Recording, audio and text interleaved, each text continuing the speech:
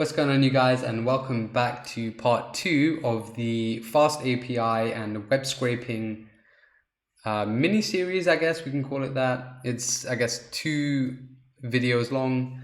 So we will be continuing from where we left off in the last one, where we did the whole web scraping part. And just to do a recap, or just to, if you're new watching this and haven't seen the last one, then what we really did is we collected events or important historical events that this website's labeled, and for each day of the year, and we've thrown it into this JSON file. So for example, in January, we have the like the 1st of January and all the events that happened in the 1st of January, 2nd of January, 3rd of January, and all the way up until December 31st. Also including like February the 29th, as we've, of course, with leap years in mind. And we did this first by creating the scraper, which fetched all the information, and then we can run this script which throws all these events into this events.json file. And there's one question that was raised in the comment section of the last video, which is, why is it that we're throwing this, or why is it that we're storing this inside of a JSON file? Which is a completely valid question. We could, of course, as highlighted, just fetch the data or scrape the data and return it directly into the API, which of course is still valid. There are some kind of issues that could potentially arise from that, which is we can't really rely on the website. So we don't know if this website has any downtime, or if it could have any downtime in the future, or if, for example, they change the way in which the information is laid out on the website. As in the scraper, what we're looking for is HTML tags that have the class event, and each of these events, so for example, this one here with 1862, this element here, this row, if you like, has the class name event. And so if that changed to something like, I don't know, important thing, or if the class name changed to something else, then we would have to adapt that here, and we wouldn't know until it was too late. And then we'd have to go back in and change it if one were to maintain this application or this API. And yeah, the reason why throwing it into a JSON file was the choice is, yeah, I mean, we could throw it into a database, and that would probably reduce the size of the like if we're calling events.json the database, and it definitely reduces the size of it. However, I think in this case, it's definitely suitable, as you know, like it looks like, I mean, there's probably a few thousand lines here, but in terms of JSON size and Python reading it, it's not a lot. But yeah, we'd continue with creating the API in this video, and that's pretty straightforward. It's a lot simpler than how we did the scraping. So to begin with, again, we'll be using FastAPI, which is this, and I definitely recommend you guys checking the docs out. The link for the docs will be in the description. It's great docs, and I do plan to release like future content around FastAPI in terms of like the basic stuff and the sort of things that come with it. Cool. So in order to get started, the first thing we want to do is create the root script for our API. And in order to do that, we can just create main.py like so. And yeah, main.py is what the docs recommend on FastAPI, to name it as main.api, but you can call it main.py, but you can call it whatever you want. I'm just going with what's recommended. So to get started, it's very simple. We can just import from FastAPI, import FastAPI. And we can initialize this by saying FastAPI. And we can use this now as a decorator. So we can do api.get, and we'll create our root node here, which will be, we can say async. So saying this is an asynchronous endpoint, and do root. Like, sorry, not root like that, but just leave it like that. And this is just the URL or the URI endpoint. And we can just return a simple message for now, saying message, oops, message, welcome to this cool events, or let's say historical events, could be any event, we'll say historical events API. And that's really it. That's all you have to do in order to get started with just like a simple API endpoint using FastAPI. So I just want to check what directory I'm in. So if I go to the source folder, and now I can run UV icon and say main colon app -- reload, and this -- reload is kind of like a hot reload for the API, so we don't have to keep stopping the API and then rerunning it when we make changes, which is really nice. So we can hit that, and we have our local server running, and we just need to go to this port, so we can do that, and there we have it. We have the first endpoint there, which is message. The message is welcome to this cool historical events API. And that's really it, like just to get one endpoint done. We literally just had to write 3, 4, 5 lines of code. It's nothing in terms of like, if we were to do this, I don't know, in like Django REST framework, probably a lot more lines. And yeah, it's very easy to read, as you can see. And also, I guess Python makes that easier too. So yeah, that's the first thing out of the way. And now we want to create like just the entire events API. So just if you call this endpoint, we can do app.get and we can say / events, like so. And we can do async def like events, or call it all events, like that. And we'll just say pass for now. Yep. So yeah, here you can see like, you know, it's changed when we saved, like it uses, I guess, WatchGuard, whatever that is, as like to monitor like our saves or our changes. And the thing I want to show, which is really nice, that comes with FastAPI, is if you go into /doc or docs, I think.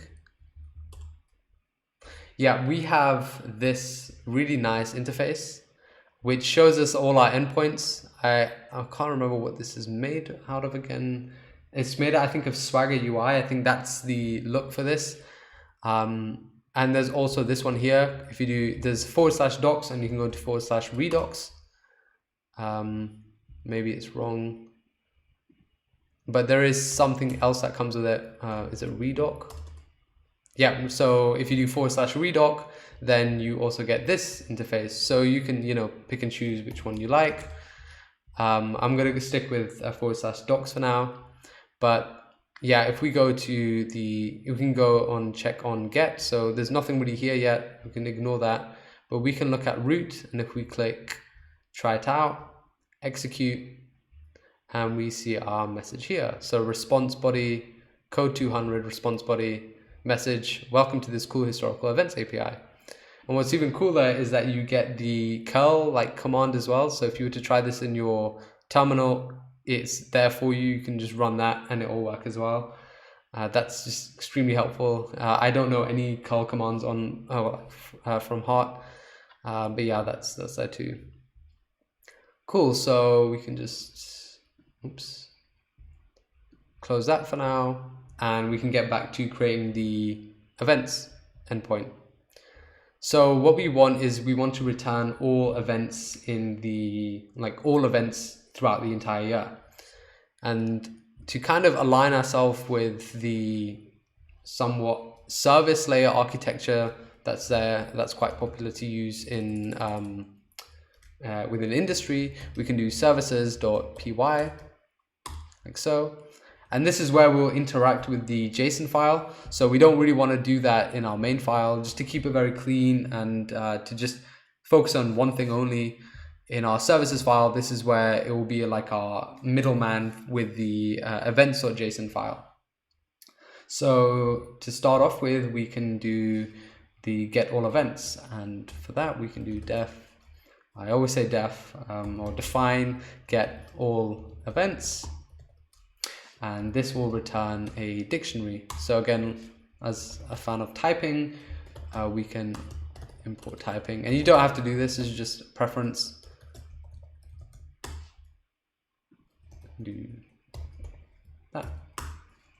And yeah, so what we want is to just open the events.json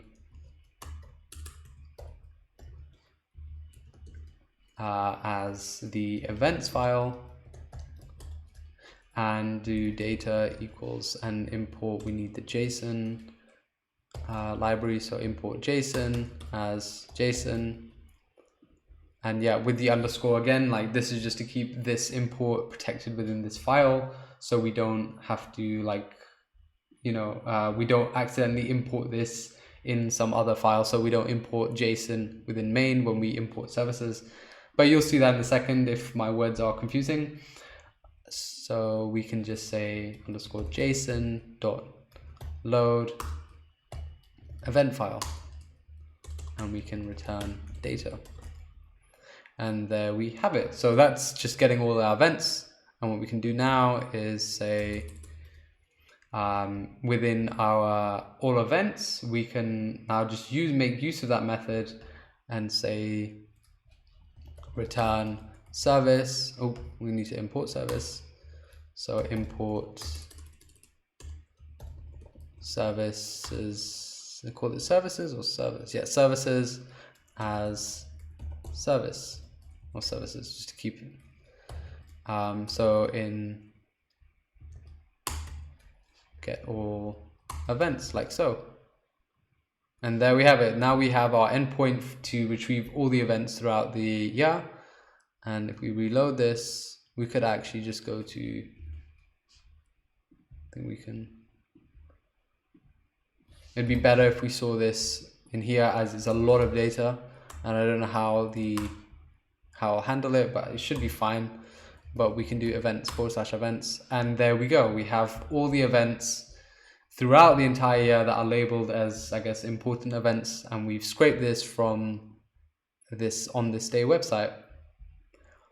So that's the first API endpoint out of the way. We can now go ahead and start adding some more cooler ones or interactive ones.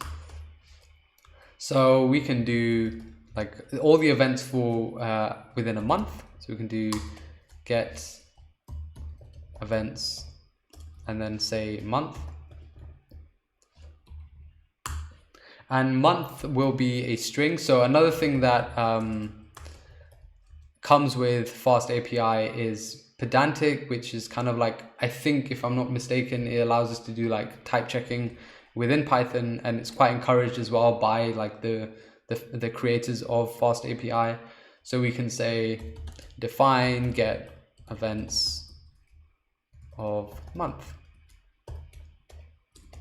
and we take in a month and we say this is a string. This helps as well for validation. So if we're not passing in a string, FastAPI will throw an error, and we can just do return for now. And within services, we want to do what we did with the events get all events, but just do it for a month itself. So we can put within that, we can say month events, like so. And here we need to specify a month as well, so we'll be passing that month in again, and this again will return a dictionary. And what we want to do is, this might seem a bit like counterintuitive or silly to do. I mean, there's definitely room for optimizing this API. Like if you want to do that yourself, then feel free. In terms of just making this as simple as possible, we will get all the events again. And the reason why we are doing this, so this will just return all the events again, and then from there we'll filter it. We could, I guess, write something so that it doesn't return all the events. So each time we're making this request, we're not returning all the entire events and then like filtering through it. Like you could go ahead and read the JSON file and look for and match it up to the month. And that would probably be the desired approach. But yeah, if you're interested in trying that out, definitely go ahead and do that. And yeah, let us know in the comments. We can do try month. We'll write this in a try catch, as there could be a month that is incorrect. Let's say you spelled June wrong. We don't want to return like the error itself. We want to kind of capture that. So we can say month events equals events and month, as this is a dictionary. And so yeah, we're getting an error here because we haven't finished this try except. I think I said try catch, I mean try except. And we can just return month events like so. And then we can do except. This will take in, this will be a key error in case the month doesn't exist or someone misspells the month. We can just say this month isn't real. And let's just make it a bit more casual. This month isn't real, you fool. Yeah, so that's the months one, and we just go back and we can do services dot get not get, we should call that get months just to keep ourselves consistent. So get month events. Save that here and do get month events, and we pass in the month. And there we go. Like, this is where like you might be able to see with the having this service layer architecture really helps, because we're just keeping this very clean. We're not loading all the events here. We're doing that separately somewhere else. This, of course, it's something that I'd encourage you do, both in your own projects and also like within industry, if you're working within industry, to do that, as it makes testing a lot easier as well. We're not going to be doing any testing here, but it's just more of a habit to get into if you're not doing it already. So yeah, that's really the events for a month. So we can test that out as well. We can actually instead test it here and make sure everything's saved. Cool.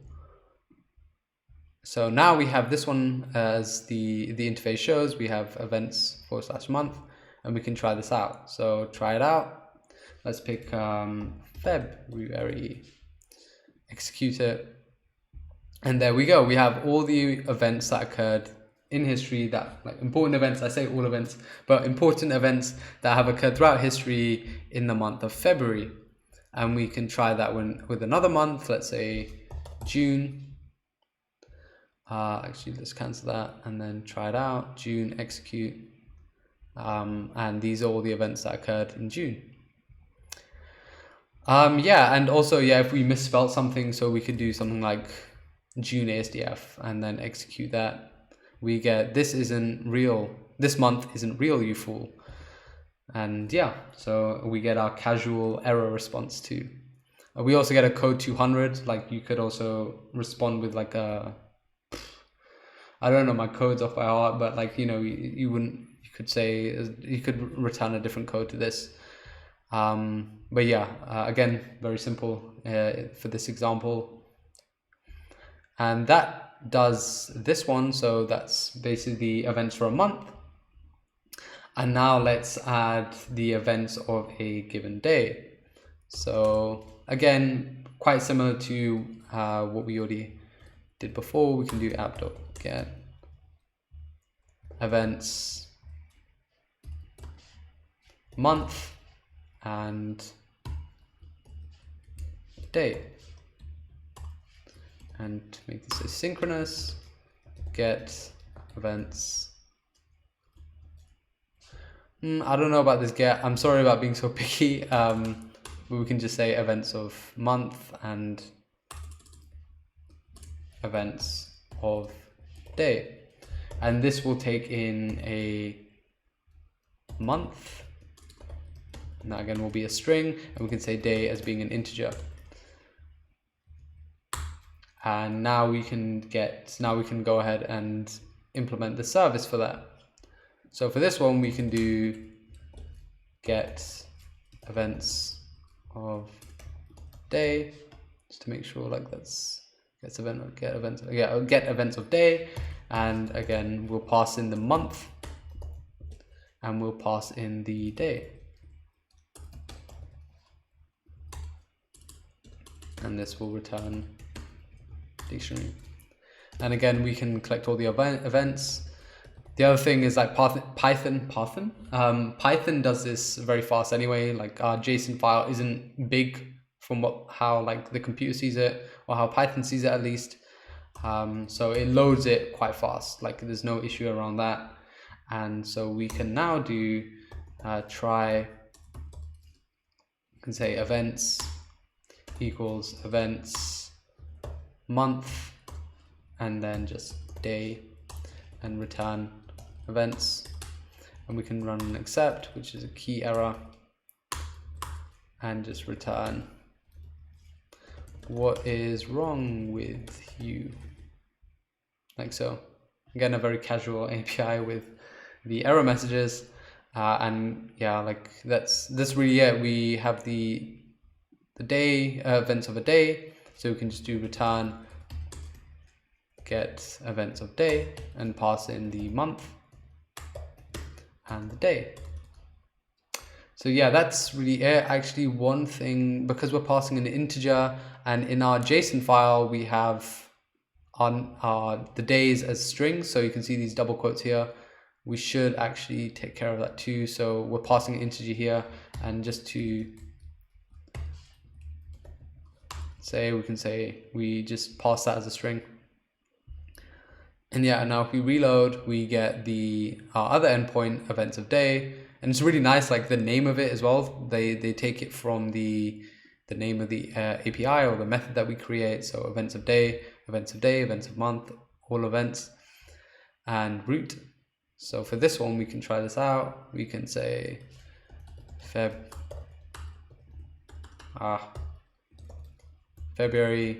24th, like so. Execute it, and there we have it. We have now all the events that happen on the 24th of February.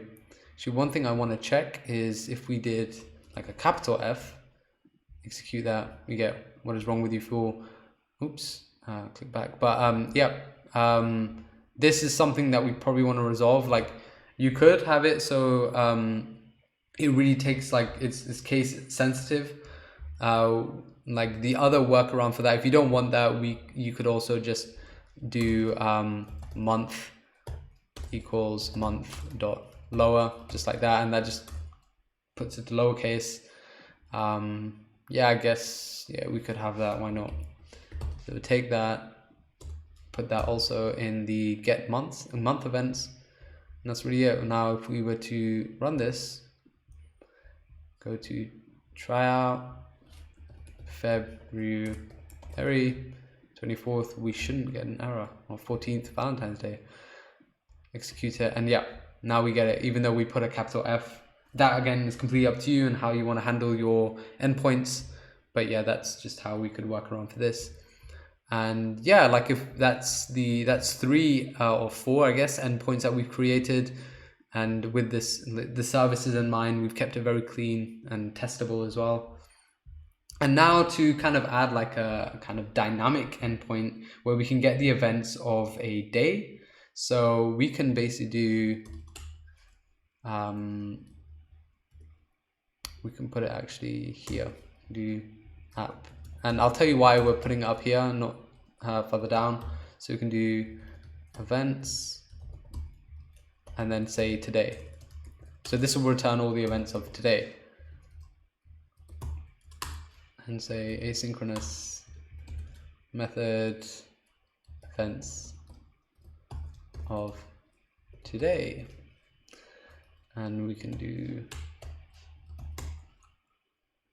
yeah, and this is, we'll just put pass for now, but within the services we can create a function or a method that basically returns the events of today. So it will be, again, very similar to what we've already done. So get today, we won't be passing anything in, as the day will be today will be figured out within this method. We could say today equals, and we just want to import datetime.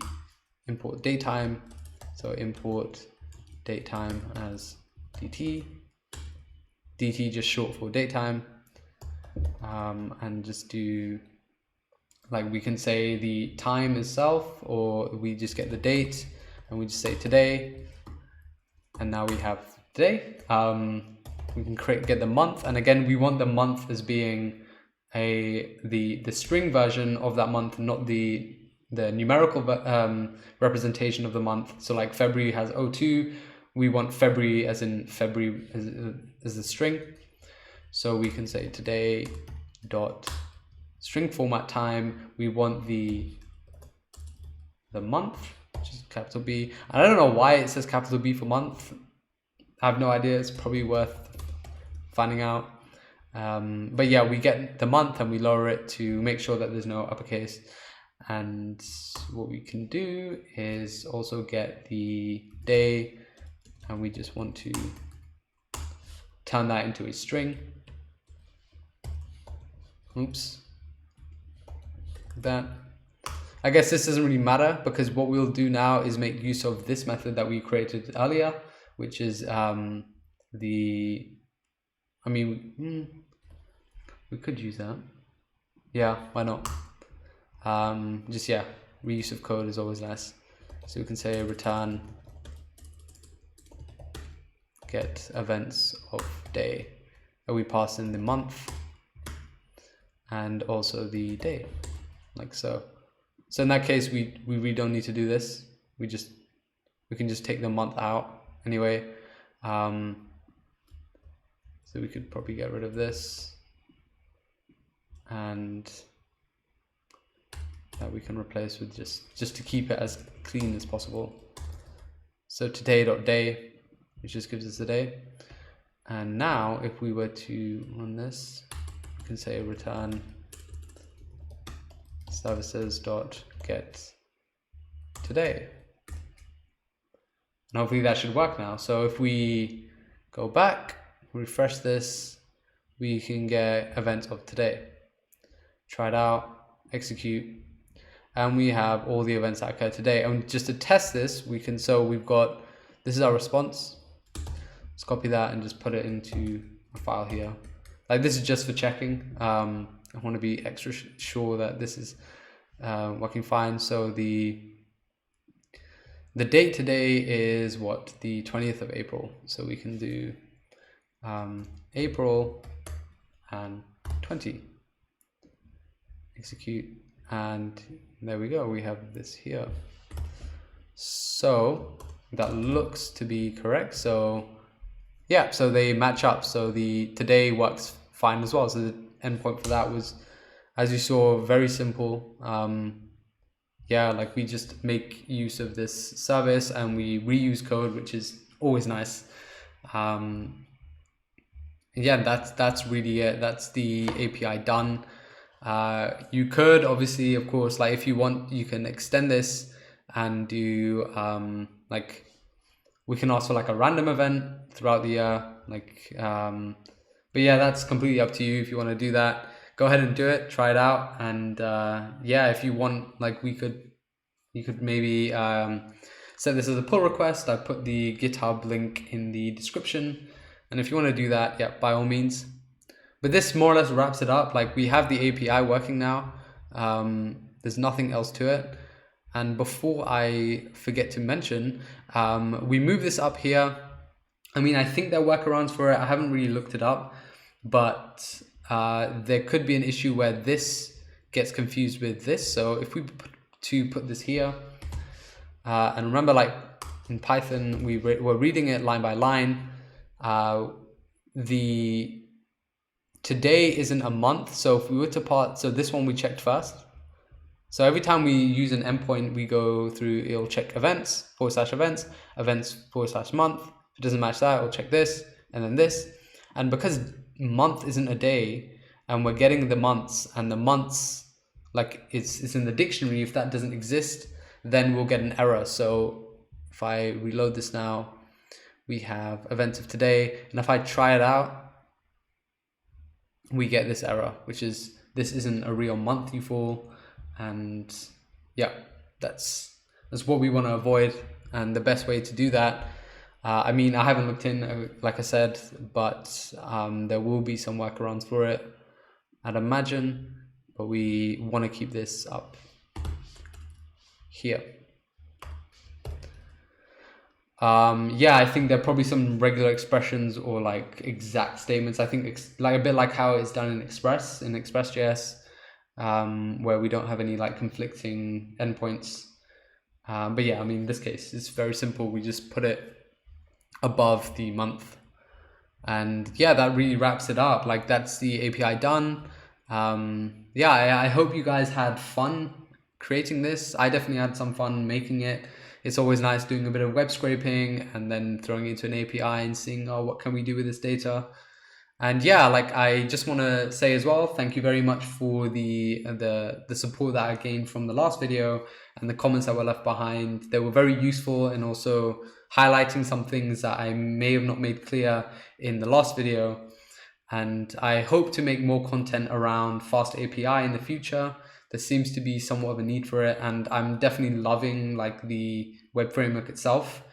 It's definitely like, it's written in Python, which is a beautiful language in terms of syntax, at least. And yeah, the API, as you can see, is very simple, but we didn't really go too deep into it. We just made made a bunch of GET requests, really.